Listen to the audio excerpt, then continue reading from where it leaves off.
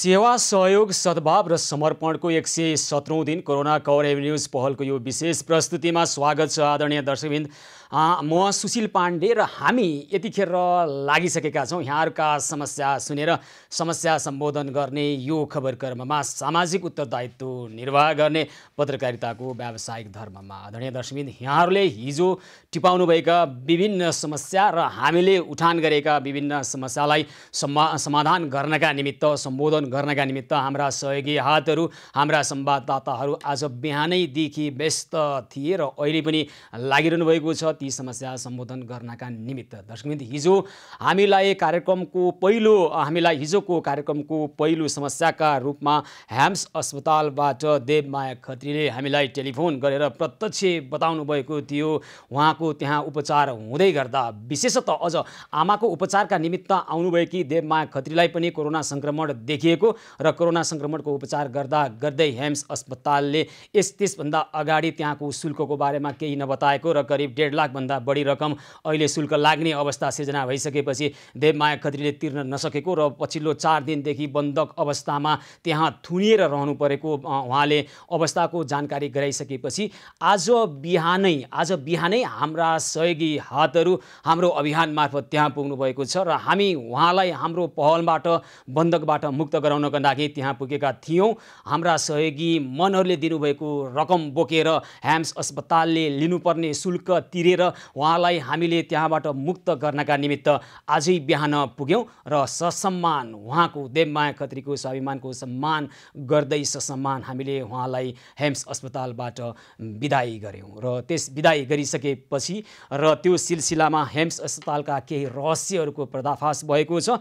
तर ह्याम्स अस्पतालले चाहिँ हामीले उठान गरेको विषय र आफ्नै अस्पतालको बन्द कोठाभित्र बन्धक बसिरहेकी एक युवतीले प्रत्यक्ष टेलिफोनमा जोडिएर हामीलाई राखेका कुरा उहाँले राखेका सत्य कुरालाई पनि असत्य र भ्रमपूर्ण भन्दै यो विज्ञप्ति जारी गरेको छ र यो विज्ञप्तिमा अर्को भ्रम छर्ने कोसिस ह्याम्स अस्पतालले गरेको छ। हामी स्पष्ट रूपमा भनिरहेका छौँ भने ह्याम्स अस्पताल अथवा अन्य कुनै पनि अस्पतालप्रति न हाम्रो आग्रह छ न कुनै दुराग्रह न कुनै पूर्वाग्रह। हामी भनिरहेका छौँ निष्पक्षता निस्वार्थ निर्भीकता हाम्रो पत्रकारिताको मूल मर्म हो र यसलाई हामीले अभ्यासमा कार्यान्वयन गरिरहेका छौँ। यहाँहरूले हेर्नुभयो भने देख्न सक्नुहुन्छ। तर ह्याम्स अस्पतालले आफ्नै अस्पतालभित्रको एकजना बन्धक युवती बिरामीले हामीलाई प्रत्यक्ष टेलिफोन गरेर राखेको समस्यालाई पनि भ्रमपूर्ण भनेर जसरी भ्रामक कुरा छर्ने प्रयास गरेको छ र ह्याम्स अस्पतालको यो विज्ञप्तिप्रति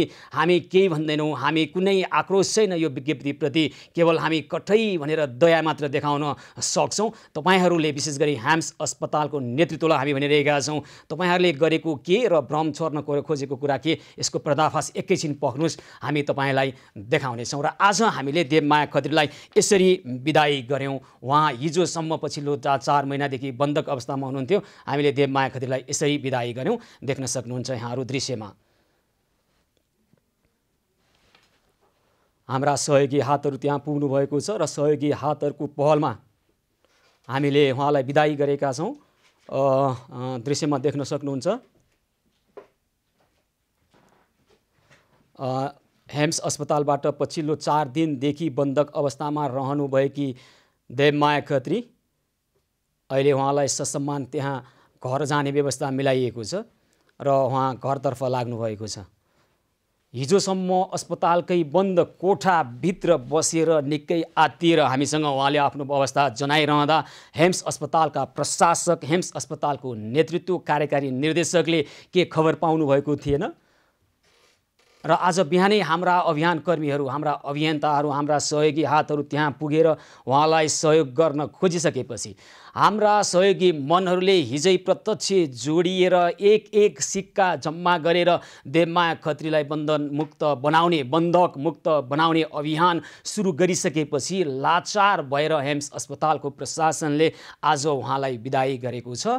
हाम्रो यो पहलमा हाम्रो अभियानमा हामी त ह्याम्स अस्पतालले जति शुल्क लिन्छ त्यति शुल्क तिरेर उहाँलाई बन्धक मुक्त बनाउनका निमित्त त्यहाँ पुगेका थियौँ।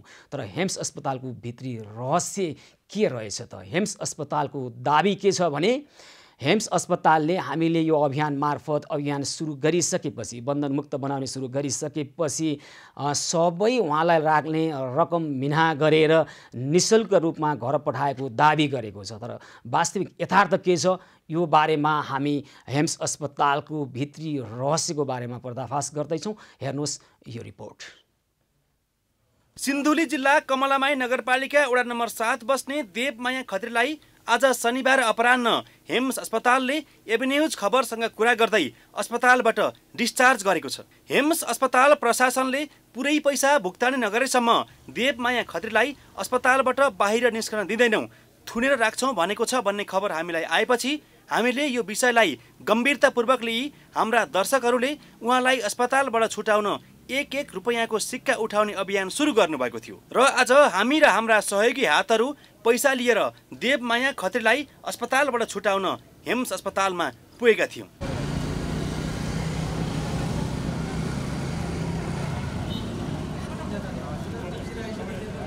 हाम्रो पहलमा देवमाया खत्रीलाई छुटाउन आज हामी र हाम्रा सहयोगी हात हेम्स अस्पताल पुगिसकेपछि देवमाया खत्रीले भुक्तानी गर्नुपर्ने भनिएको पुरै रकम मिना गर्न अस्पताल प्रशासन सहमत भयो। हामीले सामाजिक सेवाबाटै कटौती गरेर पठाउँछौँ हामी। त्यो चाहिँ मेरो अधिकार छैन, बोर्डमा लानुपर्छ। हाम्रो सामाजिक सामाजिकको चाहिँ जुन कोष छ त्यो कोषबाट उहाँलाई हामी काटेर पठाउँछौँ। त्यसैले उहाँ यहाँबाट अहिले डिस्चार्ज जाँदै गर्दा पूर्ण ऋणमुक्त भएर जानुहुन्छ। तर भित्री रहस्य भने अर्कै रहेछ। यसअघि टिप्परको ठक्करबाट घाइते भई हेम्स अस्पतालमा उपचार गराइराखेकी देवमायाकी आमा शिवमाया खत्रीलाई उपचारका लागि टिप्पर व्यवसायी सङ्घले जम्मा गरिदिएको रकम नै घुमाउरो पाराले देवमायाको निमित्त अस्पताल प्रशासनले खर्च गरेको खुल्न आएको छ। यस बारेमा अस्पताल प्रशासनले स्पष्ट पार्न सकेको छैन। डाक्टर हुनु जानुभएको थियो, मेरो 1,15,000 चाहिँ के गर्नुहुन्छ नि भनेर भनेको हो। मैले भन्दाखेरि तिमीलाई अनि के फ्रीमै उपचार गरिदिनु हो त मैले भनेर भनिदिनु भयो। फ्रीमा त तपाईँलाई 6,000 का दरले हिसाब हुन्छ भनिसकेपछि तपाईँ 9,54,000 रुपियाँ तिर्न तयार हुनुभयो। 54,000 रुपियाँमा 1,15,886 रुपियाँमा 54,000 घटाएर तपाईँले 61,886 रुपियाँ दिएर फिर्ता पठाउनु पर्ने हो भन्ने कुरा हो। त्यही माग हो। एकातिर हेम्स अस्पतालले हाम्रो अभियानबाट कुरा उठिसकेपछि देवमाया खत्रीको सम्पूर्ण रकम मिना गरेको भ्रमपूर्ण खबर सम्प्रेषण गरिराखेको छ भने देवमायाकी आमा शिवमाया खत्रीलाई उपचारको लागि राखेको रकमबाट छोरी देवमायाको उपचार खर्चमा कटौती गरेको छ, जुन कुरा अस्पताल प्रशासनले खुलाउन चाहँदैन। यदि हेम्स अस्पतालको नियत सफा थियो भने देवमाया खत्रीलाई बन्धक बनाएर राख्नुको साटो आज गरिएको भनिएको रकम मिनाहा असार 31 गते नै गरिदिएको भए देवमाया खत्री 4 दिन अस्पतालमा नजरबन्दमा बस्नु पर्दैन थियो। कुनै पनि सेवा प्रदायक संस्थाले आफ्ना सेवाग्राहीलाई सेवा दिनु अघि नै सेवाको गुणस्तर र सेवाको मूल्यको बारेमा स्पष्ट पार्नुपर्छ। सेवाग्राहीलाई भ्रममा पारेर अस्पतालले व्यावसायिक मर्यादा भुल्दा यतिखेर हेम्स अस्पताल स्वयं थप सङ्कट र विवादमा परेको छ। यथार्थ यस्तो रहेछ आदरणीय दर्शकवृन्द, देवमाया खत्री आफ्नी आमा शिवमाया खत्रीलाई ट्रिपरले ठक्कर दिएपछि उपचार गराउनका निमित्त हेम्स अस्पतालमा लैजानुभयो र शिवमाया खत्रीको उपचारको खर्च ट्रिपर व्यवसायीहरूले बेहोर्ने सहमति भयो। त्यसअनुसार देवमाया खत्री जो उपचारको लागि खटिनु भएको छ उहाँलाई ट्रिपर व्यवसायीले करिब 9 लाख रुपियाँ त्यहाँ जम्मा गरिदिएको रहेछ र शिवमाया खत्री देवमाया खत्रीको आमालाई उपचार गर्दा 1,15,000 जति बाँकी रह्यो र देवमाया खत्रीकी आमा शिवमाया खत्री पुनः त्यहाँ औषधि उपचार गर्न आउनुपर्ने अवस्था भएको कारणले त्यो रकम त्यही नै रहिरहेछ र पछि देवमाया खत्रीलाई कोरोना देखिएको आशंकामा अस्पतालले भर्ना गरेर राखिसकेपछि देवमाया खत्रीको उपचार हुँदै गयो, बिल चढ्दै गयो र करिब 1,60,000 जति भइसकेपछि अब अस्पतालले पैसा नतिरिकन जान पाउँदैनस् भनेर बन्धक बनाइराखेको अवस्था थियो। त्यसपछि देवमाया खत्रीले हामीलाई टेलिफोन गर्नुभयो, हामीले प्रत्यक्ष रूपमा खबर सम्प्रेषण गऱ्यौँ, उहाँकै आवाज राख्यौँ, हामीले केही पनि कुरा थपेनौँ। आदरणीय दर्शक, थप्नु आवश्यक पनि थिएन र देवमाया खत्री जो हेम्स अस्पताल को बेडमा एउटा कोठामा थुनिएर बसिरहेकी देवमाया खत्रीले हामीलाई टेलिफोन गरेर आफ्नो अवस्थाको बारेमा आफैले भन्नुभएको छ। हाम्रा संवाददाताहरू त्यहाँ जाँदा देवमाया खत्रीलाई भेट्न दिइएको छैन, त्यहाँका कोही पनि नेतृत्वले भेट्नलाई इन्कार गर्नुभएको छ। हामीले हेम्स अस्पतालको बारेमा पनि बुझ्ने प्रयास गरेका थियौँ, तपाईँहरूका भनाइ के छ, तपाईँहरूमाथि यस्तो आरोप आइसकेपछि खण्डन पाऊँ भनेर गएका थियौँ। उहाँहरू आफैले खोजी खण्डन गर्नुपर्ने बेलामा हामी जाँदा पनि उहाँहरूले इन्कार गर्नुभएको छ। हाम्रा संवाददाता हाम्रा सहकर्मीलाई त्यहाँ त्यहाँ निषेध गर्नुभएको छ प्रवेशका निमित्त। र शिवमाया खत्रीको उपचारका लागि बाँकी रहेको रकम, शिवमाया खत्रीको उपचारका लागि बाँकी रहेको रकम जुन चाहिँ ट्रिपर व्यवसायीहरूले ठक्कर दिइसकेपछि दिनुपर्ने दायित्व अन्तर्गत दिएको रकम, जो शिवमाया अब खत्री पछि फेरि उपचारको लागि आउँदै हुनुहुन्छ, त्यही रकम कटौती गरेर देवमाया खत्रीको उपचारको लागि हेम्स अस्पतालले खर्च गरेको र अब बाँकी रहेको 1,15,000 जति त्यसरी खर्च गरेको र केही रकम मात्रै करिब 50-60 हजार रकम मात्रै मिनाहा गरेर अहिले हेम्स अस्पताल के भनिरहेको छ भने 1,70,000 जति रकम पुरै हामी सामाजिक सेवा कोषबाटै मिनाहा गरिरहेका छौँ भन्ने खालको भ्रम बाँडिरहेको छ। यो बारेमा बुझ्ने प्रयास गऱ्यौँ हाम्रा संवाददाताहरूले, हाम्रा अभियन्ताहरूले। के हो कुरा भन्दाखेरि अब आज लेखा शाखा बन्द छ, त्यसकारण स्पष्ट कुरा हामी भन्न असमर्थ छौँ भनेर कार्यकारी निर्देशकज्यू निस्केर हिँड्नुभएको छ। हो, अवस्था यति नै हो।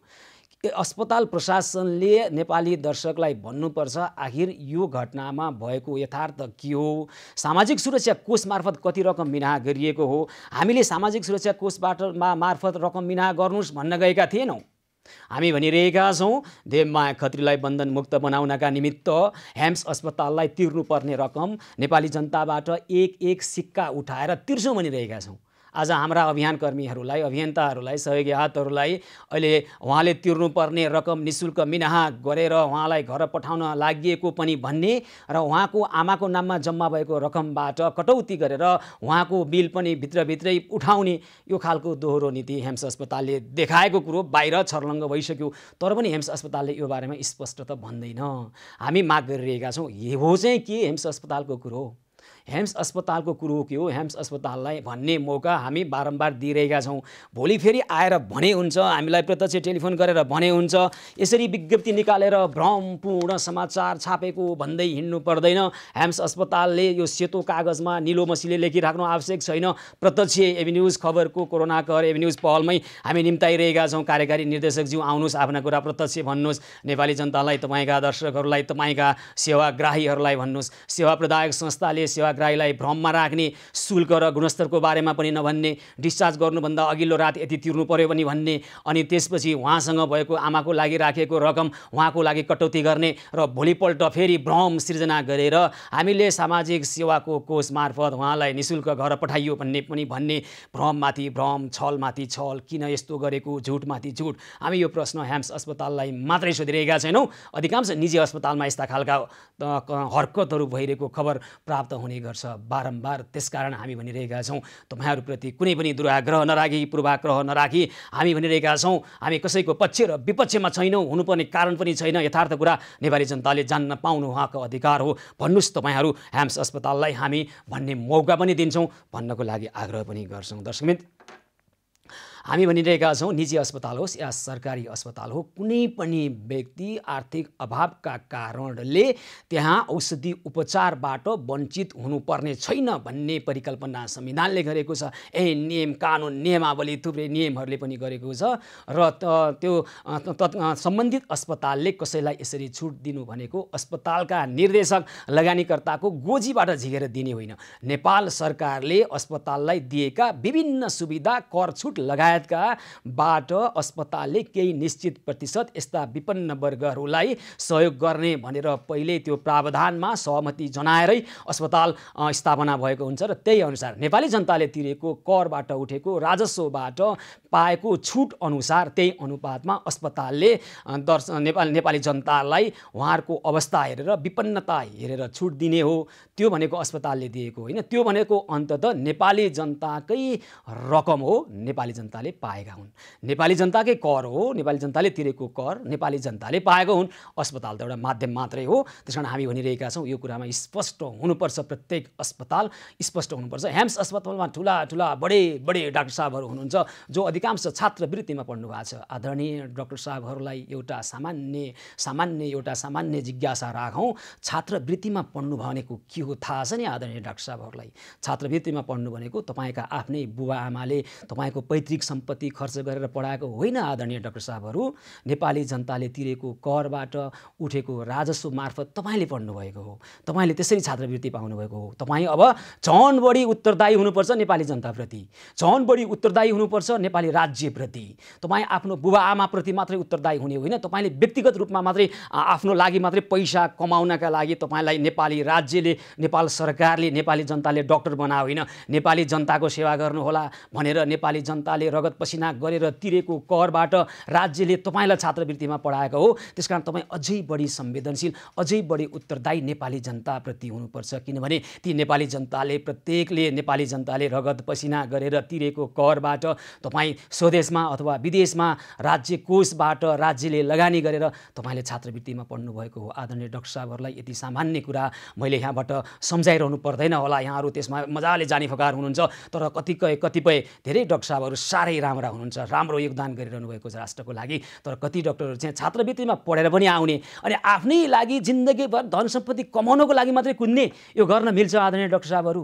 ल मिल्छ भने मिल्छ भनिदिनुहोस्, प्रत्यक्ष टेलिफोन खुला छ, आउनुहोस् बहस गरौँ, आउनुहोस् बहस गर्नुहोस्, तपाईँका यी तपाईँले मिल्छ भन्नुहुन्छ भने तपाईँले स्थापित गर्नुहोस् तपाईँका अवधारणा। हामी त भनिरहेका छौँ मिल्दैन, नेपाली जनताप्रति उत्तरदायी हुनुपर्छ। डाक्टर बन्नु भनेको, एउटा चिकित्सक बन्नु भनेको तपाईँ उत्तरदायी हुनु हो, स्वास्थ्य क्षेत्रप्रति संवेदनशील हुने हो, सेवा गर्छु जिन्दगीभर भनेर आफूलाई अर्पण गर्नु हो। अझ छात्रवृत्तिमा पढेका डाक्टर साहबहरू त अझै बढी उत्तरदायी हुनुपर्छ नेपाली जनताप्रति। नेपाली जनताको रगत पसिनाबाट जम्मा भएको पाई रकमबाट तपाईँले MBBS गर्नुभएको हो, तपाईँले MD गर्नुभएको हो, तपाईँले PhD र अन्य थुप्रै खालका एकाडेमिक उपलब्धिहरू हासिल गर्नुभएको हो, प्राज्ञिक उपलब्धिहरू हासिल गर्नुभएको हो। त्यसको योगदानमा प्रत्येक नेपाली जनताको करको रगत पसिनाको थोपा मिसिएको छ। त्यही कारण तपाईँहरू अझै बढी नेपाली जनताप्रति उत्तरदायी हुनुपर्छ र अस्पताल पनि त्यसै गरी नेपाली जनताप्रति उत्तरदायी हुनुपर्छ भन्ने हाम्रो आग्रह न मेरो हो, न हेभी न्युज खबरको हो, न हाम्रो मात्रै हो।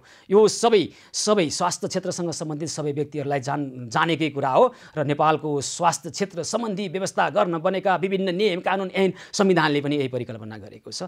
यति कुरा हाम्रा डाक्टर साहबहरूले बुझेकै हुनुपर्छ, अस्पताल सञ्चालक लगानीकर्ताहरूले बुझेकै हुनुपर्छ र यस्तो खालको समस्या अब आउने छैन भन्ने हाम्रो अपेक्षा छ। आदरणीय दर्शकवृन्द, हामी छौँ सेवा सहयोग सद्भाव समर्पणको 117औं दिन र अब हामी अर्को एउटा विषयमा प्रवेश गर्दैछौँ। सहकारीले कुनै व्यक्तिको निक्षेप जम्मा गरेर सहकारी नै भागेका थुप्रै उदाहरणमध्ये एउटा प्रतिनिधिमूलक उदाहरण हामी समस्या आइपुगेको छ। हामी कोही दर्शक यो बारेमा आफ्ना समस्या राख्नको लागि हामीसँग आउनुभएको छ। म उहाँलाई स्वागत गर्छु। सरस्वती दुलाल हुनुहुन्छ। सरस्वती दुलाल, म उहाँलाई स्वागत गर्छु। हजुर सरस्वतीजी नमस्कार, कार्यक्रममा स्वागत छ यहाँलाई। हजुर धन्यवाद, नमस्कार। नमस्कार हजुर। ल यहाँको ठेगाना चाहिँ कहाँ मलाई एकचोटि भनिदिनुहोस् त। मेरो धादिङ 9 विषय टायल घर। धादिङ हो, यहाँ कहाँ बस्नुहुन्छ? यहाँ म लुकुनथली। हजुर यहाँ लुकुनथली म एउटा स्कुलमा काम गरेर बस्छु। लोखनथली बस्नुहुन्छ। ल भन्नुहोस् त सरस्वतीजी, तपाईँलाई भएको चाहिँ ठ्याक्कै भनिदिनुहोस् त आफ्नै शब्दमा। हजुर मेरो चाहिँ पहिला कति भन्दाखेरि 65 सालमा मेरो श्रीमानको मृत्यु भयो होइन। 62 सालमा? हजुर। अनि त्यसपछिबाट त्यो हाम्रो मलाई 3 लाख रुपियाँ आएको थियो होइन। त्यसपछिबाट फेरि गाउँको मान्छेहरू सबजना मिलेर अनि मलाई अलि पुग्दैन, भोलि सानो बच्चाहरू छन्, उसको जग्गा जमिन पनि छैन, के गरेर खान्थ्यो भनेर सबजना मिलेर गाडी जाम गरेर पैसा उठाइदिनु भएको थियो। 2 लाख उठेको थियो अनि 5 लाख भएको थियो। अनि त्यो 5 लाख चाहिँ पहिला मैले ब्याङ्कमा राखेको थिएँ सनराइजमा। अनि मेरै घरदेखि माहलापट्टि एउटा दाइले अनि मैले पनि फाइनान्स रामकुमार राणा भन्नेले हजुर अनि उहाँले चाहिँ मैले पनि फाइनेन्समा राखेको छु, अन्तको जस्तो भाग्दैन, तिमी पनि राख, ब्याज धेरै आउँछ भन्नुभयो कि। अनि मैले पनि होला त नि भनेर अनि त्यो पैसा निकालेर उहाँसँगै राखेँ। अनि राखेपछि अनि पछि 1-2 चोटि। कुन फाइनेन्समा राख्नुभयो? फाइनेन्सको नाम भन्नुहोस् त। Finance crystal finance Koteshwor. Crystal बहुउद्देश्यीय सहकारी संस्था कोटेश्वर। हजुर। तपाईँको श्रीमानको दुर्घटनामा मृत्यु भयो? हजुर। अनि दुर्घटनामा मृत्यु भए बापत तपाईँले केही रकम प्राप्त गर्नुभयो, त्यो रकम चाहिँ क्रिस्टल बहुउद्देश्यीय सहकारी कोटेश्वरमा राख्नुभयो। अनि त्यसपछि के भयो? अनि त्यसपछिबाट पहिला मैले राखेको थिएँ अनि उहाँले चाहिँ ब्याज धेरै आउँछ भनेर अन्तको जस्तो होइन ऊ मेरो आफ्नै जस्तो हो भनेर अनि मैले होला त नि भनेर उहाँसँग मिलेर राखेँ अनि राखेपछि अनि मैले त्यसको ब्याज 1-2 चोटि पाएँ मैले त्यस्तो राख्ने बित्तिकै हजुर हजुर राख्ने बित्तिकै अनि त्यस्तो भएको रहेछ मलाई थाहा पनि थिएन के भएको रहेछ त्यस्तो भएको रहेछ भने के लु फाइनेन्सै पहिला नै उ भएको रहेछ के फाइनेन्सै रहेनछ बन्द भइसक्यो रहेछ बन्द हुन लागेको रहेछ तर त्यो मान्छेले मलाई पैसा आफ्नो उठाउनको लागि हो कि किन हो अनि पछि गएर मलाई किन यस्तो मलाई राख्नु भएको भने मलाई पनि थाहा थिएन मेरो पनि छ त भन्छ अनि मैले त्यस्तो भन्न गयो भनेदेखि उहाँ चाहिँ मसँग न्यु खोज्नुहुन्छ होइन रामकुमार राणाले हजुर रामकुमार अहिले क्रिस्टल बहुउद्देश्य सहकारी संस्था चाहिँ बन्द भयो हजुर बन्द भयो अनि तपाईँको पैसा रामकुमारजीले फिर्ता गर्नु भएन अहिले माग्न जाँदा तपाईँलाई के भन्नुहुन्छ छैन धम्काउनुहुन्छ के भनेर धम्काउनुहुन्छ तेरो मात्रै हो र नि मेरो पनि तपाईँको प्रमाण छ होइन कृपया प्रमाण उहाँले पठाउनु भएको छ र क्रिस्टल सहकारी बहुउद्देश्य सहकारी संस्थासँगको उहाँको आबद्धताको बारेमा कृपया हामी देखाउन चाहन्छौँ एकैछिन सरस्वतीजी है त क्रिस्टल बहुउद्देश्य सहकारीसँगको उहाँको आबद्धता सरस्वती दुलालले क्रिस्टल सहकारी संस्थासँग गरेको त्यहाँको सदस्य बनेको हामी यहाँ दृश्यमा पनि देखाउन चाहिरहेका छौँ ल भन्नुहोस् त हजुर अनि त्यसपछिबाट मैले अब मेरो 2टा छोरा छन् अनि मेरो बस्ने घर पनि छैन मैले अनि त्यसरी त्यो ब्याज पनि पाएको छैन साउ पनि पाएको छैन अनि एउटा छोरा त यहाँ मसँगै बसेर स्कुलमा पढेको छ एउटा छोराले पढ्न पाएको छैन गाउँमै छ स्कुल पनि बन्द छ अहिले अनि मलाई चाहिँ गाह्रो परेको छ घर पनि मेरो बाटोको छेउमा त्यो बाटो माहलापट्टि गाडीले त्यो गाडी जाने बाटो छ अनि सबै बाटो खनेर मेरो बस्ने ठाउँ पनि छैन अनि तपाईँ रामकुमार राणासँग अहिले पछिल्लो समय कहिले तपाईँले सम्पर्क गरेर आफ्नो कुरा राख्नुभयो अहिले पछाडि छैन पहिला राखेको थिएँ अनि ल कृपया रामकुमार राणालाई टेलिफोन लगाउँ त रामकुमार राणासँग कुरा कुराकानी बुझ्नै पर्ने भयो उहाँको अवस्थाको बारेमा अब यो दुःखद स्थिति श्रीमानको दुर्घटनामा मृत्यु हुँदा प्राप्त गरेको रकम क्रिस्टल बहुउद्देश्य सहकारी नामक संस्थामा लगेर राख्नको लागि रामकुमार राणाले उहाँलाई अभिप्रेरित गर्नुभयो त्यसै अनुसार उहाँले त्यहाँ लगेर राख्नु पनि भयो र अहिले क्रिस्टल बहुउद्देश्य सहकारी संस्था कहाँ छ थाहा छैन त्यो खारेज भइसकेको रहेछ खारेज भइ नै सक्यो र निक्षेपकर्ताको निक्षेप फिर्ता भएन र ठगी गरेर भागेको आरोप लागिरहेको छ रामकुमार राणामाथि र यसरी रामकुमार राणामाथि यो आरोप लागिसकेपछि हाम्रो दायित्व अब रामकुमार राणासँग कुराकानी गर्ने हुन्छ हामी रामकुमार राणालाई टेलिफोन लगाउने प्रयास गरिरहेका छौँ कृपया छिटोभन्दा छिटो टेलिफोन लगाउँ रामकुमार राणालाई र रामकुमार राणालाई हामी टेलिफोन लगाएर उहाँसँग नै सोध्छौँ नि त के भएछ सरस्वती दुलालले राख्नुभएको यो समस्या सही गलत के रहेछ उहाँको पनि केही समस्या हुँदो हो त्यो समस्या राख्नुहुन्छ होला उहाँको पनि केही विवशता पो छ कि यो पनि सोध्ने प्रयास गरौँ त रामकुमार राणालाई हामी टेलिफोन लगाएर उहाँसँग कुराकानी गर्ने प्रयास गरिरहेका छौँ र सरस्वतीजी अरू के छ भन्नुहोस् त अरू अब त्यही हो सर मेरो एकदम गाह्रो छ अब रामकुमार राणा भनेको चाहिँ मलाई पैसा राख्न लाउने हो अनि त्यो रामकुमार राई भन्ने चाहिँ पैसा राख्ने अध्यक्ष हो फाइनान्स रामकुमार राईसँग चाहिँ कुरा गर्नु पर्यो हजुर ल रामकुमार राई भनेको चाहिँ राख्न लगाउने हो के ल ठिक छ रामकुमार राणा र रामकुमार राई भएर तपाईँलाई एकजनाले पैसा राख्न लगाउनु भयो एकजनाले पैसा राख्नुभयो हिँड्दिनु भयो रामकुमार राई चाहिँ क्रिस्टल बहुउद्देश्य सहकारीको अध्यक्ष हो हजुर ल हामी रामकुमार राईसँग कुराकानी गर्छौँ है त हस् टेलिफोन सम्पर्कमा रामकुमार राई हामीले टेलिफोन लगाइरहेका छौँ उहाँको टेलिफोन उठिरहेको छैन सरस्वतीजी हजुर उहाँको फोन धेरैचोटि 50 चोटि गऱ्यो भनेदेखि बल्ल बल्ल एकचोटि उठाउन सक्नुहुन्छ कोही बेला त नउठाउनु नि हुन्न 50 चोटि गर्दा एकपटक उठाउनुहुन्छ हजुर थुप्रै मान्छेहरू जसले उहाँले जसको निक्षेप खाइदिएर हिँड्नु भएको छ अनि त्यसकारण उहाँले फोन नउठाएको हुनसक्छ ठिक छ ल रामकुमार राई टेलिफोन सम्पर्कमा आउनुभएको छ रामकुमार राईजी नमस्कार कार्यक्रममा स्वागत छ यहाँलाई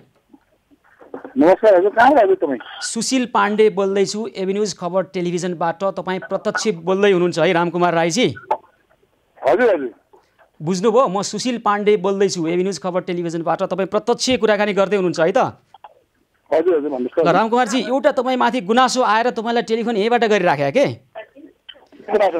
तपाईँ क्रिस्टल बहुउद्देश्य सहकारी संस्थासँग पहिला आबद्ध हुनुहुँदो रहेछ है अनि त्यहाँको निक्षेपकर्ताको निक्षेप अहिलेसम्म फिर्ता भएर रहन्छ र तपाईँले क्रिस्टल बहुउद्देश्य सहकारी संस्था अहिले खारेजीमा गइसकेको रहेछ उहाँहरूको निक्षेप फिर्ता हुन सकेको रहेनछ यही हो रामकुमारजी अवस्था होइन यस्तो सुन्नु हजुर सुन्नु यस्तो छ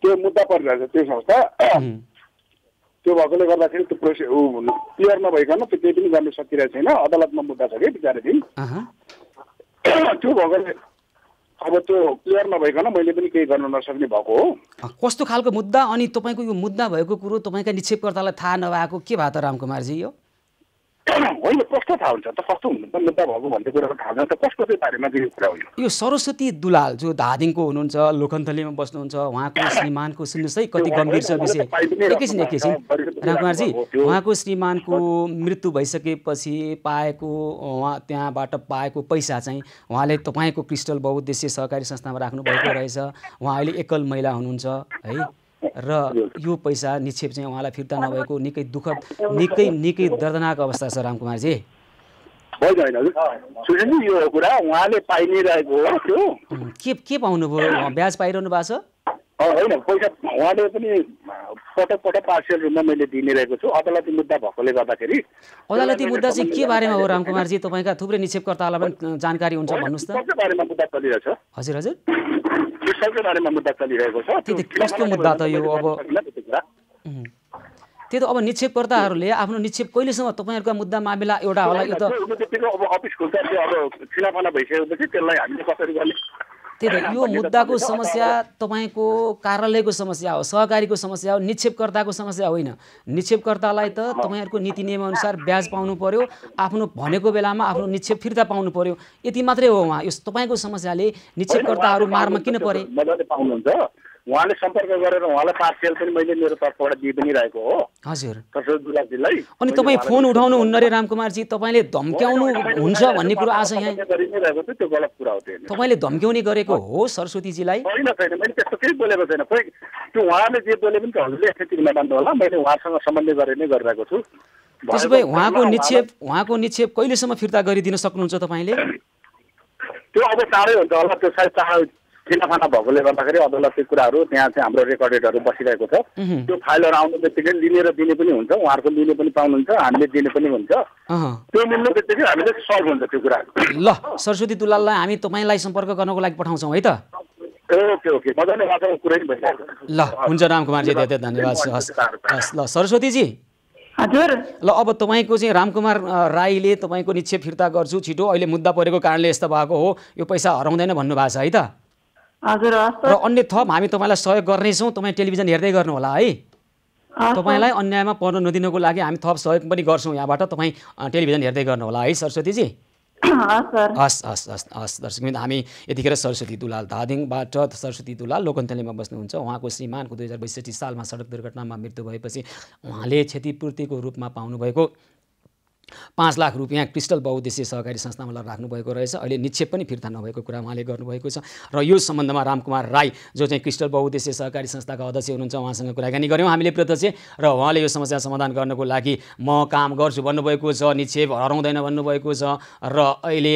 आंशिक रूपमा उहाँले समस्या समाधान गर्नको लागि अथवा उहाँको निक्षेप फिर्ता गर्नको लागि पनि म गर्छु भन्ने प्रतिबद्धता जनाउनु भएको छ र यसबारेमा सरस्वती दुलाललाई अन्यायमा पर्न नदिनका लागि हामीले हाम्रो तर्फबाट पनि केही उपायहरू अवलम्बन गरेका छौँ कार्यक्रममा हामी त्यो राख्नेछौँ केही समयपछि राख्नेछौँ हामी छौँ सेवा सहयोग सद्भाव समर्पणको 117औं दिन कोरोना कर न्युज पहलको विशेष प्रस्तुति निरन्तर जारी रहनेछ हामीसँगै रहनुहोला।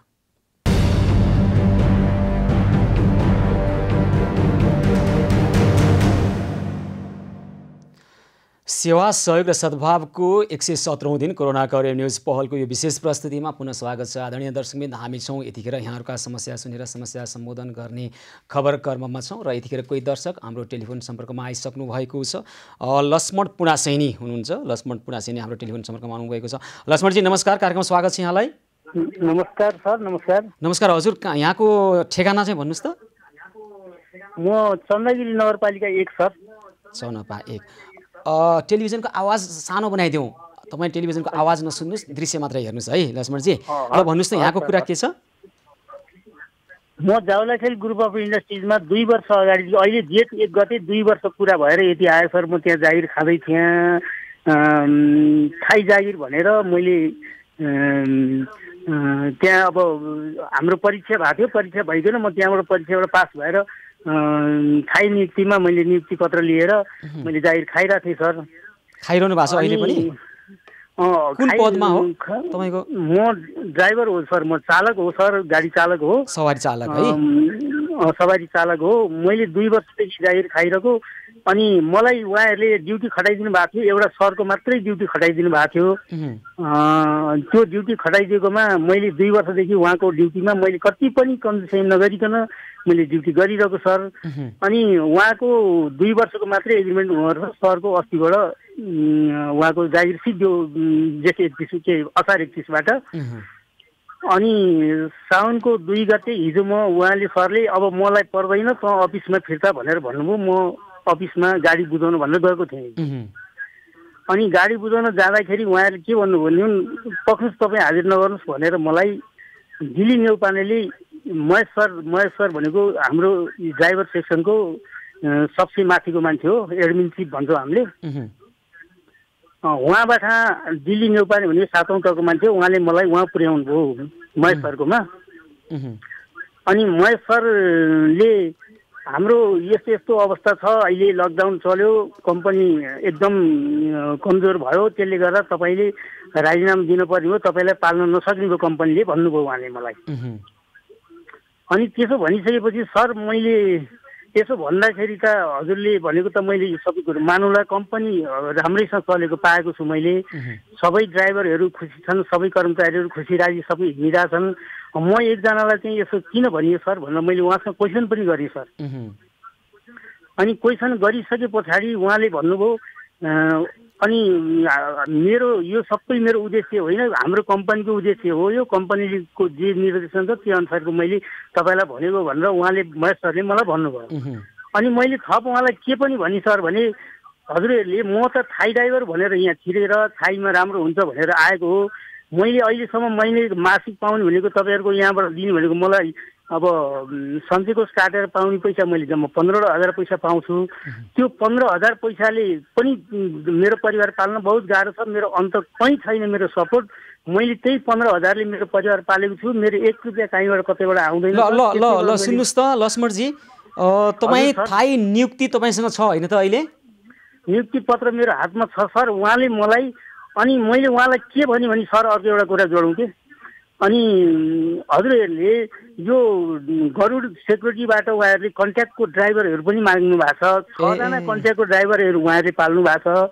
अनि त्यो कन्ट्याक्टको ड्राइभरहरू पाल्दा ठाउँमा म एउटा थाई ड्राइभर पनि त्यसमा हटाउँदिनँ सर। त्यो कन्ट्याक्टमा 2 जना 1 जना घटाउँदा मैले कुरा बुझेँ त, लक्ष्मणजीको कुरा बुझेँ। तपाईँसँग थाई नियुक्ति हुँदै पनि अहिले करारमा सवारी चालकहरू राख्दै थाई नियुक्तिलाई बढी सेवा सुविधा दिनुपर्छ भनेर निकाल्न लागेको भन्ने कुरा महेश पोखरेलसँग कृपया टेलिफोन गरेर कुराकानी गर्नुपर्ने अवस्था देखियो। कृपया महेश पोखरेललाई टेलिफोन लगाउँ। अहिले लक्ष्मण पुडासैनी प्रत्यक्ष टेलिफोनमा हुनुहुन्छ र जाउलाखेल ग्रुप अफ इन्डस्ट्रिज ललितपुरमा सवारी चालकको थाई नियुक्ति लिएर परिचय दिएर उहाँ अहिले काम गरिरहनु भएको परिस्थिति र यतिखेर त्यहाँ कम्पनीले चाहिँ अहिले उहाँलाई राजीनामा गर्न दबाब दिइरहेको, तर कम्पनीले चाहिँ राजीनामा गर्न दबाब दिएर सवारी चालक चाहिँ विभिन्न तरिकाबाट करारमा भर्ना गरिरहेको खबर उहाँले गर्नुभएको छ। यसरी एउटा थाई नियुक्ति पाएको व्यक्तिलाई महेश पोखरेलले किन राजीनामा गर्नलाई दबाब दिनुभएको रहेछ त अब हामी बुझ्ने प्रयास गर्छौँ। उहाँले लक्ष्मण पुडासैनीले जाउलाखेल ग्रुप अफ इन्डस्ट्रिजमाथि यो गुनासो राखिसकेपछि सम्बन्धित संस्था सम्बन्धित व्यक्तिलाई पनि कुराकानी गरिहालौँ। कृपया महेश पोखरेललाई टेलिफोन लगाउँ, हामी उहाँसँग कुराकानी गर्न चाहन्छौँ। महेशजीको चाहिँ भनाइ के छ? लक्ष्मण पुडासैनीजीको भनाइ आइसकेपछि अब महेशजीको पनि भनाइ सुन्नुपर्छ। हाम्रो दायित्व हो यो। एक पक्षको कुरा मात्रै हामी सुन्दैनौँ, अर्को पक्षको कुरा के रहेछ हामी बुझ्ने प्रयास गर्छौँ र त्यसपछि यी दुईटा समस्याहरू आइरहेका छन्। यसका निमित्त हामीलाई कानुनी उपचारका कुराहरू पनि रहन सक्छन्। महेश पोखरेलसँग टेलिफोन गर्ने प्रयास भइरहेको छ। हामी उहाँसँग कुराकानी गर्ने प्रयास गरिरहेका छौँ र हामी अघि सरस्वती दुलालको समस्या आएको थियो, क्रिस्टल बहुउद्देश्य सहकारी संस्थाले उहाँको निक्षेपै खाएर भागेको कुरा, र अहिले लक्ष्मण पुडासैनी जो स्थायी हुनुहुन्छ उहाँले चाहिँ अहिले काम गरिरहनु भएको छ, तैपनि उहाँको कम्पनीले चाहिँ दबाब दिएर राजीनामा गर्न बाध्य बनाएको भन्ने कुरा आइरहेको छ। लक्ष्मणजी हजुर सर, ल एकछिन कुर्नुहोस् है त, महेशजीलाई हामी टेलिफोन गरिरहेका छौँ है, एकैछिन कुर्नुहोस्। हस् सर। तपाईँको कुरा हामी सिधै महेश पोखरेलसँग कुराकानी राख्छौँ। उहाँको कुरा के रहेछ हामी उहाँको कुरा पनि बुझ्ने प्रयास गरिरहेका छौँ र त्यस पछाडि तपाईँहरूलाई यस्तो खालको परिस्थिति नआओस् भन्नका निमित्त हामी तपाईँहरूलाई अन्यायमा पर्न नदिनका निमित्त, अन्यायमा पर्न लागेको तपाईँहरूले महसुस गर्नुभएको छ, अन्यायमा पर्न नदिनका निमित्त हामीले हाम्रो पहलबाट पनि केही गर्छौँ। एकैछिन तपाईँले टेलिभिजन पनि हेर्दै गर्नु होला। अहिले चाहिँ एकछिन कुर्नुहोस् है लक्ष्मणजी। महेशजीले टेलिफोन उठाइरहनु भएको छैन। हामी टेलिफोन गरिरहेका छौँ, महेशजीलाई हामी कुरिरहेका छौँ। महेशजी टेलिफोन उठाउनुहोस् कृपया। तपाईँ टेलिभिजनको पहुँचमा हुनुहुन्छ भने तपाईँको कम्पनीमाथि यो आरोप आइसकेपछि गुनासो गर्नुभएको छ तपाईँकै सहकर्मी, एकजना सहकर्मीले। हामी सिधै तपाईँलाई सोध्ने प्रयास गरिरहेका छौँ। आखिर वास्तविकता के हो? तपाईँहरूले करारमा सवारी चालक भर्ना गर्दै थाई व्यक्तिलाई चाहिँ राजीनामा दिन बाध्य बनाउने किसिमबाट दबाब दिइरहेको खबर हामीलाई प्राप्त भएको छ। यो गुनासोको रूपमा आएको छ र यो गुनासो के हो यसको यथार्थता बुझ्ने प्रयासमा हामी लागिरहेका छौँ। महेशजीलाई हामी टेलिफोन लगाइरहेका छौँ, टेलिफोन उठिरहेको छैन। महेश पोखरेल जाउलाखेल ग्रुप अफ इन्डस्ट्रिजका सवारी चालकहरूको त्यो विभाग हेर्ने व्यक्ति हुनुहुन्छ र हामी उहाँलाई सोध्ने प्रयास गरिरहेका छौँ। महेश पोखरेलको टेलिफोन उठिरहेको छैन। हामी एउटा व्यक्तिले यसरी गुनासो राखिसकेपछि सम्बन्धित व्यक्ति सम्बन्धित संस्थालाई खण्डन गर्ने मौका दिन्छौँ, तर धेरै व्यक्तिहरूले जानी हो वा किन हो टेलिफोन उठाइदिनुहुन्न। राष्ट्रिय प्रसारणबाट यहाँहरूका समस्या राखेर, तपाईँसँग सम्बन्धित व्यक्तिको समस्या राखेर गुनासो तपाईँसँग आइसकेपछि तपाईँको पनि कुरा सुन्ने हामी प्रयास गरिरहेका छौँ। कृपया महेश पोखरेलले टेलिफोन उठाइरहनु भएको छैन। महेशजीलाई हामी आग्रह गर्छौँ टेलिफोन उठाउनुहोस् र तपाईँको बारेमा आफ्नो समस्या राख्नुहोस्। लक्ष्मणजी हजुर, मलाई सुनिरहनु भएको छ? एकदमै सुनिरहेको छु सर। ल, अब उहाँले टेलिफोन उठाउनु भएन, उहाँसँग पनि टेलिफोनमा हामी कुराकानी गर्ने प्रयास गरिरहेका छौँ। अब यो समस्या समाधान गर्नको निमित्त यो दुईटा खालका अलि कानुनी उपचार चाहिने खालका समस्या आए। यी समस्या समाधान गर्नका निमित्त हाम्रो अभियानसँग जोडिएर समस्या समाधानको पहलमा लाग्नको लागि मानवाधिकार कर्मी तथा अधिवक्ता इन्द्र अर्याल अहिले प्रत्यक्ष सम्पर्कमा हुनुहुन्छ। लक्ष्मणजी एकछिन सुन्नुहोस् है त। इन्द्रजी नमस्कार, कार्यक्रममा स्वागत छ यहाँलाई। इन्द्रजी नमस्कार, कार्यक्रममा स्वागत छ। मैले तपाईँको आवाज सुन्न सकिरहेको छैन इन्द्रजी। हजुर सुने, मैले मजाले सुने। इन्द्रजी नमस्कार, कार्यक्रममा स्वागत छ है। नमस्कार छ, धन्यवाद छ यहाँलाई। अब दुईटा समस्या आए, टेलिभिजन हेरिरहनु भएको छ भने दुईटा समस्या बारेमा बुझ्नुभयो होला यहाँले। हो, मैले हेरेँ त्यसलाई। सरस्वती दुलाल धादिङ स्थायी घर हुनुभयो कि लोकन्थली बस्ने सरस्वती दुलाल, उहाँको चाहिँ क्रिस्टल बहुद्देश्य सहकारी संस्थामा राखेको निक्षेप नै गायब भएको छ, सहकारी संस्था नै गायब भएको छ। रामकुमार राई अध्यक्ष हुनुहुन्छ सहकारीको, उहाँले मुद्दा परेको कारणले यस्तो हो भनिरहनु भएको छ एउटा विषय। यसमा के गर्न सकिन्छ? कानुनी उपचारको खाँचो रहेको हामीले महसुस गऱ्यौँ। यस्तो छ, अब रामकुमार राईले उहाँलाई के मुद्दा पर्यो परेन त्यो विषय चाहिँ दुलालमाथि उहाँले थोपर्न पाउनुहुन्न। उहाँहरूले निक्षेप राखिसकेपछि निक्षेप चाहिँ समयमा फिर्ता दिने उहाँको दायित्व हो र ब्याजसहित फिर्ता दिने दायित्व हो। त्यो दायित्वबाट उहाँ च्युत भइसक्नु भएको छ र उहाँको मैले टेलिफोन संवाद पनि तपाईँहरूसँग भएको हेरेँ, त्यहाँ पनि उहाँले कुनै आफ्नो प्रश्न कुरा गर्न सक्नु भएको छैन। त्यस कारणले गर्दाखेरि यो चाहिँ तपाईँको सहकारी खोलेर सहकारीमा निक्षेप जम्मा गर्न लगाएर अनि सोझा साझा मान्छेको निक्षेप आफूले अपचलन गर्ने र आफूले चाहिँ तपाईँको कुनै नगरिकन लगानी गर्ने भनेको मतलब कुनै इभ्यालुएसन राम्रोसँग नगरिकन लगानी गर्ने। त्यस कारणले सहकारी निक्षेप चाहिँ तपाईँको फिर्ता गर्न नसकेको, उहाँको बचत फिर्ता गर्न नसकेको भन्ने कुरो प्रश्न छ। त्यस कारणले कानुनी रूपमा चाहिँ यो सहकारी ठगी अन्तर्गत मुद्दा पर्छ हेर्नुहोस् है। किनभने कुनै पनि बहानामा जम्मा गरेको रकम चाहिँ कसैले पनि टाइममा नदिइसकेपछि उहाँहरूले सहकारीले चाहिँ सहकारी खोलेर सहकारीले बढी ब्याज दिन्छ भन्ने आश्वासन दिएर ब्याजका आश्वासनमा उहाँलाई ठगी गरेको हो भन्ने कुरा देखिन्छ। अब त्यसमा भित्री कुरा केही छ या चाहिँ तपाईँको उहाँले पैसा लेनदेन गरिरहनु भएको छ छैन त्यो कुरा चाहिँ त्यहाँ प्रश्न भएन। त्यो चाहिँ सम्बन्धित व्यक्तिसँग भएको प्रमाणले चाहिँ प्रमाणित गर्ने कुरा हो। राईजीले चाहिँ अब मैले दिइराखेको छु भनेर भन्दै हुनुहुन्थ्यो, अब दिएको नदिएको दिए पनि उहाँले टाइममा नदिइसकेपछि त्यो उहाँको चाहिँ आर्थिक विचलन र आर्थिक अपराध भित्रै पर्छ उहाँको सहकारी होइन। केही 2-4 महिनाको अन्तरालमा केही रकम दिएको कुरा 2-4 हजार 5-7 हजार दिएको कुरा त गर्नुभएको छ, ब्याजको रूपमा दिएको भन्नुभएको छ। त्यसले अर्थ राख्दैन। उहाँले जसरी रकम राख्नुभयो त्यसै गरी उहाँले आफ्नो रकम फिर्ता मागेका दिन पाउनुपर्छ। बाइचान्स अहिलेको अवस्थामा तपाईँको 1 दिन 2 दिन पैसाको म्यानेज गर्न गाह्रो हुन सक्छ, 2-4 दिन होइन, त्यो ठुलो कुरा भएन। अहिले ब्याङ्कहरूले पनि भन्ने बित्तिकै तपाईँको सम्पूर्ण चाहिँ निक्षेप आफूले बचत चाहिँ फिर्ता दिन सक्ने कन्डिसन छैन, त्यसलाई सबैले कम्प्रोमाइज गर्नै पर्छ होइन। तपाईँको चाहिँ उहाँहरूले सेड्युल मिलाएर दिने हो भने होइन, लामो समयदेखि उहाँहरू दिँदै हुनुहुन्न भने, लामो समयदेखि उहाँहरूले चाहिँ त्यसलाई वास्ता गर्नु भएको छैन भने चाहिँ त्यो उहाँहरू विरुद्ध चाहिँ फौजदारी अपराधमा मुद्दा पर्न सक्ने सम्भावना। ल सरस्वती दुलाललाई कसरी न्याय दिने होला त इन्द्रजी?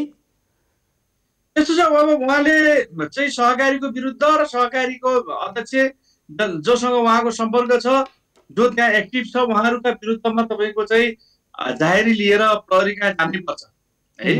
हामी यसो गर्छौँ इन्द्रजी, सरस्वती दुलालको टेलिफोन नम्बर हामी तपाईँलाई अनौपचारिक रूपमा दिन्छौँ, तपाईँले समन्वय गरेर उहाँलाई न्याय दिलाउनका लागि पहल गरिदिनु होला है त? ठिक छ, म त्यसमा उहाँलाई सहयोग गरौँला, उहाँलाई सम्पर्क गराइदिनुहोस्। म चाहिँ उहाँलाई कतिसम्म हुन्छ कानुनले उहाँलाई दिने सुविधा जति छ त्यो सुविधा उपलब्ध गराउनलाई म प्रयास गर्छु। निक्षेप फिर्ता हुनु पर्यो नि, कानुनले त्यही सुविधा दिएको हो, निक्षेप फिर्ता हुनु पर्यो, त्यो निक्षेप उहाँले अन्त कहाँ राख्नुहुन्छ? उहाँलाई कानुनले दिने सुविधा भनेको ऐनले उहाँलाई जुन सुविधा दिएको छ त्यो सुविधा उहाँले प्राप्त गर्न पाउने अधिकार छ, त्यो अधिकार प्रयोग गर्नका लागि चाहिँ म उहाँलाई सहयोग गरिदिन तयार छु। ल तपाईँलाई हामी उहाँको टेलिफोन नम्बर अनौपचारिक रूपमा दिन्छौँ है इन्द्रजी। अब अर्को समस्या छ, जावलाखेल ग्रुप अफ इन्डस्ट्रिज ललितपुरमा सवारी चालकको काम गरिरहनुभएका लक्ष्मण पुडासैनी पछिल्लो 2 वर्षदेखि, बुझ्नु भएको छ नि यो विषय नि, हेर्नुभयो होइन, उहाँलाई परीक्षा लिएर स्थायी नियुक्ति दिएको छ, तर यतिखेर त्यहाँ कम्पनीले चाहिँ राजीनामा गर्न दबाब दिइरहेको छ र उहाँ चाहिँ अब राजीनामा गरेर अहिले पाएको तलबले त परिवार चलिरहेको छैन, अब के गर्ने यस्तो अवस्थामा भनिरहनु भएको छ। के गर्न सकिन्छ यस्तो अवस्थामा? उहाँले तपाईँको चाहिँ श्रम कार्यालयमा उजुरी गर्न सक्नुहुन्छ यो विषयमा, किनभने उहाँमाथि कुनै आरोप छैन, कुनै उहाँले अपराध गर्नु भएको छैन र कुनै अपराध नगरिकन मान्छेलाई चाहिँ कि कोटा कटौतीको चाहिँ स्वीकृति लिनु पर्यो मन्त्रालयबाट, विभागबाट कम्पनीले होइन। कर्मचारी कटौतीको विषम परिस्थिति भएर कम्पनी लिक्विडेसनमा जाने अवस्था पर्यो भनेदेखि चाहिँ उहाँहरूले स्वीकृति लिएर कर्मचारी कटौती गर्न सक्नुहुन्छ, त्यो पनि सुविधा दिएर। त्यसै तपाईँको मान्छेलाई चाहिँ काममा राखिसकेपछि फेरि चाहिँ उहाँहरूलाई इच्छा लागेन त्यो हिसाबले चाहिँ व्यक्तिको रोजगारीलाई तपाईँको उहाँहरूले लुट्न पाउनुहुन्न या खस्न पाउनुहुन्न, त्यो उहाँको अधिकार हो, जसले त्यहाँ काम गरिराखेको छ उसको त्यो अधिकार हो। र उहाँहरूले तपाईँको चाहिँ स्यालेरी पनि तपाईँको चाहिँ न्यूनतम स्ट्यान्डर्डलाई मिट गर्नै पर्छ, त्यो मिट गर्नै पर्छ। त्यो कुरामा पनि तपाईँको उहाँको विचार नै देख्छु मैले। एउटा चाहिँ उहाँलाई जसरी त्यहाँबाट हट तिमी भनेर भनियो त्यो चाहिँ तपाईँको श्रम ऐनले चाहिँ त्यसरी हटाउन दिँदैन, हेर्नुहोस् त्यो सुविधा श्रम ऐनले कसैलाई। अनि कम्पनीको अर्को पनि उहाँले रहस्य खोल्नु भएको छ, स्थायी सवारी चालकहरूलाई दबाब दिएर राजीनामा गर्न लगाउने र करारमा सवारी चालकहरू अहिले भर्ना गरिरहेको भन्ने कुरा नि गर्नुभएको छ। त्यो त अब कम्पनीले आफ्ना नाफाका लागि कुनै तिगडम गर्दै होला होइन, त्यसरी तिगडम गर्दै एउटा श्रमिकलाई अन्याय गर्ने कुरा चाहिँ कानुन वर्जित छ, हेर्नुहोस् होइन। श्रम ऐनले त्यो दिँदैन र कम्पनी पनि श्रम ऐन बमोजिमै चल्नुपर्छ। उहाँहरूले जति कुरा गरे पनि या लगानी गरे पनि जे भए पनि एउटा राज्यको अङ्गमा जोडिन आइसकेपछि उहाँहरूले राज्यको कानुनभन्दा बाहिर गएर कुरा गर्न सक्नुहुन्न र त्योभन्दा बाहिर गएर उहाँले कुनै खालको कारवाही पनि गर्न सक्ने हैसियत राख्नुहुन्न। त्यस कारणले उहाँलाई तपाईँको चाहिँ कम्तीमा पनि श्रम कार्यालय जान सक्ने बाटो एउटा देखाइदिने काम तपाईँ हामीले गरौँ। लक्ष्मण पुडासैनी त अहिले लाइनमै हुनुहुन्छ, टेलिफोनमै हुनुहुन्छ, लक्ष्मणजीलाई कसरी न्याय दिन सकिन्छ? उहाँ त अहिले व्यक्तिगत रूपमा त्यहाँ दबाब खेपिरहनु भएको छ राजीनामा गर्नका निमित्त, उहाँले के गर्नुपर्छ भन्नुहोस् त? उहाँले आफ्नो कम्पनीका विरुद्धमा तपाईँको श्रम कार्यालयमा गएर टेकुमा छ होइन, त्यहाँ गएर तपाईँको उहाँले उजुरी गर्नुपर्छ। त्यहाँ तपाईँको चाहिँ कम्पनीको प्रतिनिधि र उहाँलाई दुवैजनालाई राखेर एकपल्ट छलफल गराउँछ र छलफलबाट कुरा टुङ्ग्यो भने टुङ्ग्यो, हजुर टुङ्गिएन भनेदेखि चाहिँ निर्णय गरिन्छ र त्यो उहाँको एउटा कानुनी बाटो हो। त्यो बाटोबाट उहाँले चाहिँ आफ्नो जागिर इस्टाब्लिस गर्न सक्छ। अब आफ्नै कम्पनीको विरुद्धमा मुद्दा हालेर उजुरी गरेर त्यही काम गर्न सक्ने परिस्थितिको निर्माण होला नहोला कस्तो होला? त्यो हुन्छ र गर्ने गरेकै छ, फेरि अरू कम्पनीहरूले पनि त्यो गर्ने गरेकै छ, नगरेको होइन। र कम्पनी भनेको कुनै व्यक्तिले खोलेको भयो नि, व्यक्तिको लगानी भयो नि, त्यो एउटा सङ्गठित संस्था हो र त्यो संस्थाका विरुद्ध मुद्दा जानी श्रम श्रमिकले मुद्दा जाने भनेरै तपाईँको चाहिँ श्रम अदालत खडा गरेको, श्रम विभागहरूले उजुरी लिने गरेको भनेको त्यही विवाद हेर्नेलाई त्यसले लिएको कार्यालयहरू खडा गरेको। ल यसो गरौँ, अब लक्ष्मण पुरा सैनिकको पनि हामी अनौपचारिक रूपमा तपाईँलाई टेलिफोन उपलब्ध गराउँछौँ, उहाँसँग समन्वय गरेर न्याय दिने पहलमा सहयोग गर्नुहोला। एकैछिन इन्द्रजी, म लक्ष्मणजीसँग कुरा गरिहाल्छु है त। लक्ष्मणजी।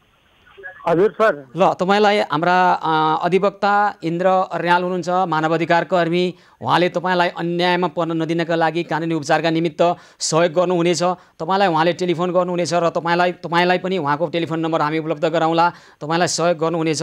अन्यायमा पर्न लागेको महसुस नगर्नुहोला लक्ष्मणजी, तपाईँले न्याय पाउनुहुन्छ है त? हस् हस् सर, हस् है, हस् हस्, हुन्छ ल, राम्रोसँग काम गर्नुहोला, दायित्व निर्वाह गर्नुहोला, तर अन्यायमा तपाईँ पर्न दिँदैनौँ हामी, ढुक्क रहनुहोला। गरेको छैन सर, मैले गल्ती कहीँ पनि गरेको छैन, मलाई यो दबाब आएको कारणले हजुरसँग जोडिन आएको हो सर। हुन्छ, चिन्ता नगर्नुहोस् लक्ष्मणजी, तपाईँलाई अन्यायमा पर्न दिँदैनौँ है।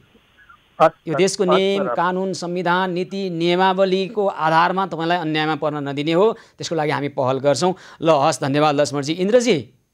हजुर हजुर, हुन्छ ल, यो दुई विषय आएका छन् हाम्रो अभियानसँग जोडिएर, अन्यायमा पर्न नदिने हाम्रो अभियान। हुन त हामी न्याय दिने फैसला गर्ने कुनै निकाय होइनौँ र त्यो हौँ भनेर दाबी पनि गर्दैनौँ। एउटा कुरा चाहिँ हामी अन्यायमा पर्न नदिनका निमित्त आवाज बुलन्द गर्ने खबरकर्मी हौँ, हामी यो गर्नेछौँ। हाम्रो अभियानसँग जोडिएर तपाईँले यो विषय र अगाडि पनि एउटा विषय तपाईँसँग कुरा भएको थियो, यो विद्यालय सम्बन्धी, यसमा के भइरहेको छ? विद्यालयको विषयमा हामीले व्यापक छलफल चलाएका छौँ र त्यो विषयमा दबाब दिने कामहरू पनि गरिराखेका छौँ। हजुर। त्यस पछाडि गएर चाहिँ अभिभावकहरूसँग पनि हामीले सम्पर्क गरेका छौँ। हुन्छ ल इन्द्रजी, पहिला कुरा उठाउनु भएको थियो, उहाँहरूसँग पनि हामीले चाहिँ छलफल चलाएका छौँ र त्यसलाई कानुनी बाटोमा जानुपर्छ भन्ने कुरामा हामी लागेका छौँ। हस् हस्, ल अब यो